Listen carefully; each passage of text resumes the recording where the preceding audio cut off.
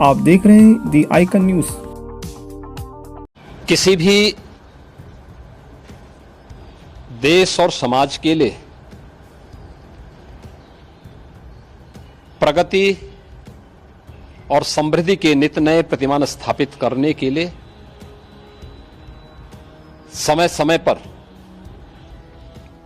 होने वाला रिफॉर्म अत्यंत महत्वपूर्ण होता है। लगातार हर एक फील्ड में पिछले 10 वर्ष के अंदर बेहतरीन रिफॉर्म करके भारत की अर्थव्यवस्था को एक सम्मानजनक स्थिति में पहुंचाने और दुनिया की 5वीं बड़ी अर्थव्यवस्था के रूप में भारत को स्थापित करने के लिए प्रधानमंत्री मोदी जी के नेतृत्व में काफी कदम उठाए गए, रिफॉर्म किए गए। स्वाभाविक रूप से एक तरफ हम समृद्धि के नित नए सोपान छुएं, दूसरी तरफ अपनी राष्ट्रीय सुरक्षा को भी उतना ही महत्व देना होगा और राष्ट्रीय सुरक्षा को भी, चाहे वह सेना में, उनके साजो सामान में आत्मनिर्भरता के लक्ष्य को प्राप्त करने का कार्य हो या फिर सेना के आधुनिकीकरण से जुड़े हुए एक त्वरित निर्णय लेने की गति को आगे बढ़ाने का। सेना भी इस रिफॉर्म के साथ आगे बढ़ी है। आज अत्याधुनिक फाइटर विमान भारत की सेना के पास हैं। Defence manufacturing corridor Uttar Pradesh और तमिलनाडु में विकसित हो रहा है। उत्तर प्रदेश में ही हमारे डिफेंस कॉरिडोर में 6 नोड में हजारों करोड़ रुपए का निवेश आया है। भारत डायनामिक्स लिमिटेड का कार्य हो या फिर ब्रह्मोस मिसाइल बनाने की प्रगति, बहुत सारी ऐसी चीजें हैं जिसमें आज भारत ने एक लंबी छलांग लगाई है। स्वाभाविक रूप से सेना भी हमारी इस गति के साथ, इस रिफॉर्म के साथ आगे बढ़ सके। अग्निवीर की योजना भारतीय सेना में इसी देश से आगे बढ़ाई गई है।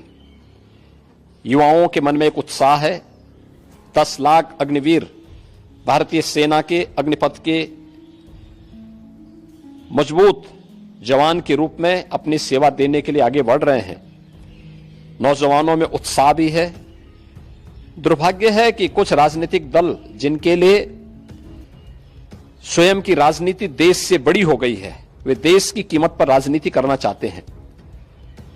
उनका काम ही है कि हर रिफॉर्म वाले कार्य को, हर प्रगति वाले कार्य को, हर समृद्धि वाले कार्य में टांग अड़ाना, अनावश्यक व्यवधान पैदा करना, गुमराह करना, भड़काने की बयानबाजी करना, और लगातार उनके द्वारा इस प्रकार के कृत्य किए जाते रहे हैं। और इस मुद्दे को लेकर के भी विपक्ष ने लगातार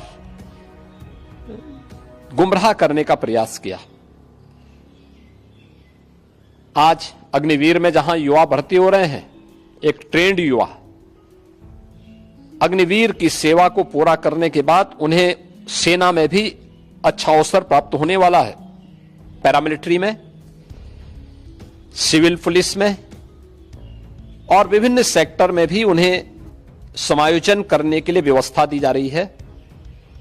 बीएसएफ ने, सीआरपीएफ ने, सीआईएसएफ ने, अन्य तमाम हमारे जो पैरामिलिट्री हैं, उन्होंने भी इस बात की घोषणा की है और उत्तर प्रदेश सरकार ने भी इस बात को कहा है कि अग्निवीर की योजना जैसे आगे बढ़ती है और जब ये अपनी सेवा के बाद वापस आएंगे तो हम उत्तर प्रदेश पुलिस सेवा में, पीएसी में इन नौजवानों को प्राथमिकता के आधार पर समायोजन की एक सुविधा देंगे, वेटेज देंगे। उनके लिए एक निश्चित आरक्षण की सुविधा हम अपनी सेना, अपनी पुलिस में उपलब्ध करवाएंगे। एक ट्रेन मैन पावर हमें मिलेगा, अनुशासित युवा हमें मिलेगा और इसका लाभ राज्य लेने के लिए पूरी तरह हम लोग प्रतिबद्ध होंगे कि उन ट्रेंड युवाओं को हम आगे बढ़ा सकें।